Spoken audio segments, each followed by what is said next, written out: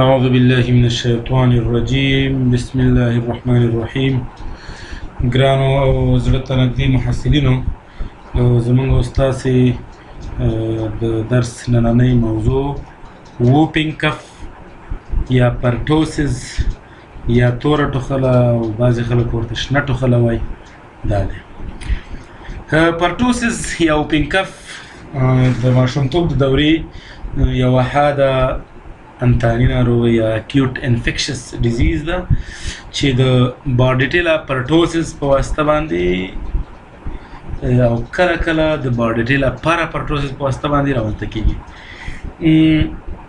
چې خفیفه تبه تخریش کوونکې ټوخې او ورپسې حملوي ټوخې چې د لوړ اواز لرونکي شهیق چې ووپ اواز لري دا پکې موجود وي، او ورسره سیانوزس او وومیټینګ یا کانګې پکې موجود وي. اوس داسې ګمان هم کېږي چې ځینې وایرسونه هم د ووپینګ کف سبب شي، لکه اډینو وایرس، پارا انفلوینزا وایرس. دا لږ به نور په مخکې ورشو. خپله دغه پرټوسس بارډیټیلا پرټوسس او بارډیلا پارا پرټوسس چې 5% نه کم واقعات پرې رامنځته کېږي، دا د دې اصلي عاملین دي. نور وایرسونه لکه اډینو وایرس، پارا انفلوینزا وایرس، دا هم ممکن پکې رول ولري، خو په یوازې شکل باندې وایي نشي کولی. بارډیلا پرټوسس په نړیواله سطحه باندې د یو کلن ماشومانو د مړینو ډېر غټ سبب و. په 2012 کال کې د WHO لخوا په ټوله نړۍ کې تقریبا 2,09,000 پیښو راپور ورکړل شوی، خو DPT امیونایزیشن ریټ چې و 3% و. چینایان دغې ناروغیو ته 100 ډے کف وایي، یعنې د 100 ورځو ټوخی. ځکه دا وروسته به ووایو په دې کې ډېر زیات وخت دپاره ټوخی موجود وي، نو په دې خاطر باندې د دې ناروغۍ د دې بکټریا یا بارډیلا پرټوسس منبع چې ده دا د پرټوسس کیس دی یا د پرټوسس ناروغ پیښه ده، او دا په یاد ولرئ چې بارډیلا پرټوسس یوازې انسانان اخته کوي، او د انتان منبع هم د انسانانو یوازې فعاله پیښه ده چې یا به خفیف شکل وي، یا به متوسط شکل وي، یا به شدید شکل وي، او یا به نه پیژندل شوی شکل وي. دغه ناروغي د ځینو موادو منتن موادو په واسطه باندې خپریږي چې د نیزوفرینجل او برانکسونو یا برانکیل سیکریشنز یا افرازات څخه عبارت دي. دغه افرازات عموما په هغه سټیج کې چې مخاطي غشا اخته کړي او التهاب او تخریش پکې رامنځته کېدي کې ډېر وي. دې وخت کې ډېر منتن وي چې عموما دغه پیریوډ د ایکسپوژر یا د مخامخ کېدو یا د مواجه کېدو نه یو هفته وروسته شروع کېږي، او د پاروکسیزمل سټیج یا هغه سټیج چې ناروغ پکې په حملوي شکل باندې وي، د هغې نه تر 3 هفتو وروسته پورې جریان پیدا کوي. د پرټوسس اسیمټوماټیک کرانیک کیسونه چې دي دا غیر عام دي او دا نشته دی. کله کله په یو ځل حملې کې ممکن دویمه حمله هم رامنځته شي، خو عموما دغه توره ټوخله د 5 کالو نه کم ماشومان اخته کوي، یعنې دا د ماشومتوب د دورې ناروغي ده چې ډېر انسیډنس یې د 5 کلنۍ نه مخکې دی. خو که چېرته 5 میاشتنۍ نه مخکې رامنځته شي نو دا ډېره وژونکې ده یا مورټالیټي ډېره ده. د جنس له مخې نجونې نسبت هلکانو ته ډېر اخته کوي، او که چېرته یو ځل یو چا حمله تېره کړه ممکن د ټول عمر دپاره ایمیونټي ورته راشي یا ایمیون شي، خو دوهمي حملې هم امکان لري چې کله کله رامنځته شي. مورنۍ انټي باډي چندان خاص حفاظت نه ورکوي ماشوم ته، نو ځکه چې هغې وخت کې مرض رامنځته شي نو ډېر د مړینې چانس پکې زیاتېږي. او هغه کسان چې ایمیونایز شوي نه په هغوی کې 90% د حملې چانس شته دی چې یو تماس ورسره ولري. دغه ناروغي عموما په ژمي کې او په پسرلي میاشتو کې ډېره وخت کېږي چې د ټوخي او پرنجي او د ګڼې ګوڼې حالت زیات وي او د ډراپلیټ انفیکشن په واسطه باندې مستقیم تماس لري یو نه بل ته د تنفسي څاڅکو د سره تماس له وجې نه انتقالېږي. عموما د تفریح دوره یې 9 تر 14 ورځې پورې ده، خو کله کله تر 3 هفتو یعنې 1 ورځ پورې هم رسېدی شي.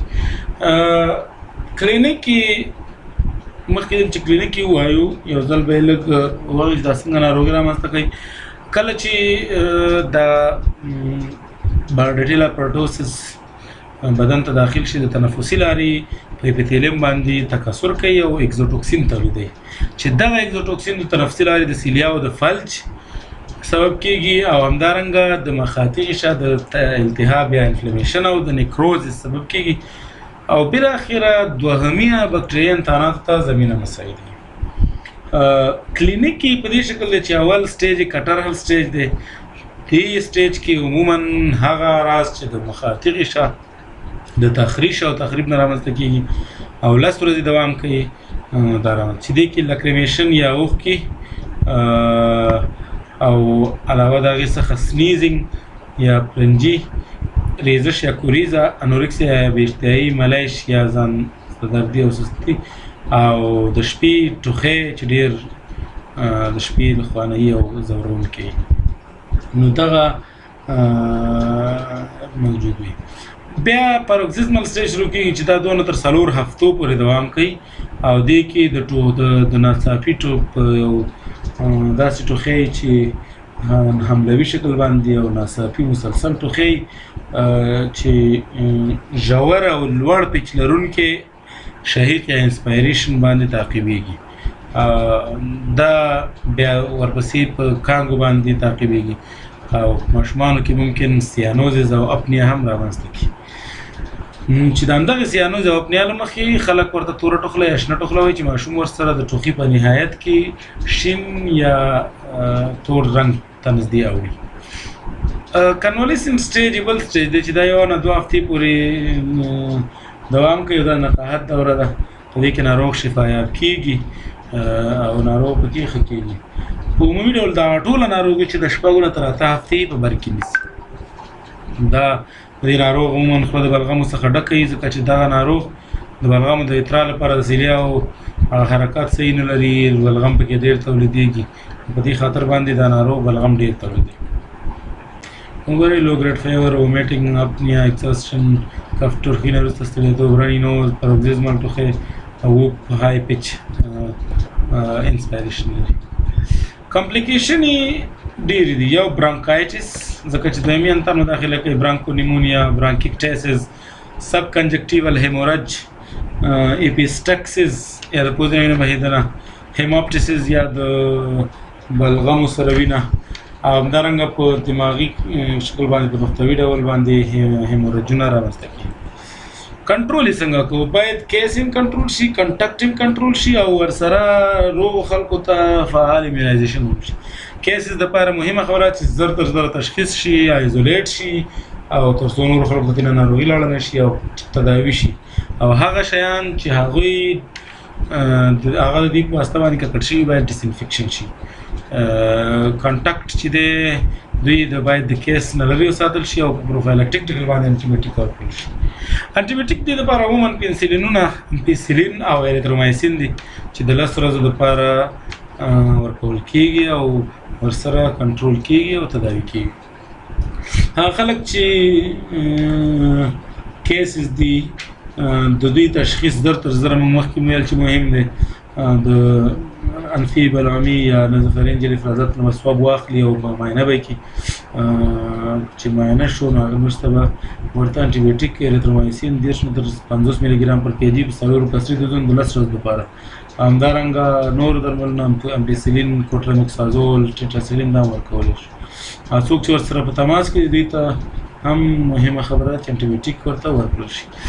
او څوک چې روغ دی هغوی ته باید اکټیو ایمیونایزیشن وشي چې هغه اکټیو ایمیونایزیشن کې مهمه خبره ده چې ډي پی ټي واکسین ورته تیار شوي دي چې د پرټوسیس واکسین دوه ډوله دي، یو هول سیل پرټوسیس واکسین دی او بلې اسیلولر پرټوسیس واکسین دی چې دواړه محتوي او تهیه کېدو یا مستحضر شکل د مخې فرق لري، موثریت هم فرق لري.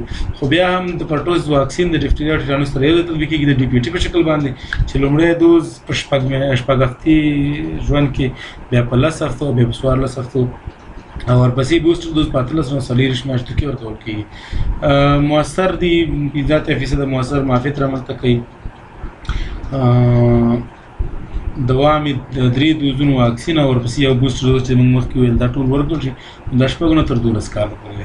خو په یاد ولرئ چې ځینو خلکو ته باید دغه واکسین ورنه کول شي، هغه څوک چې هغوی انافیلکټډ ریاکشن مخکې نه لري، څوک د انسفالوپاتي تاریخچه ولري، څوک د اپیلیپسي یا کنولژن یا د نورو سینس آفات تاریخچه ولري.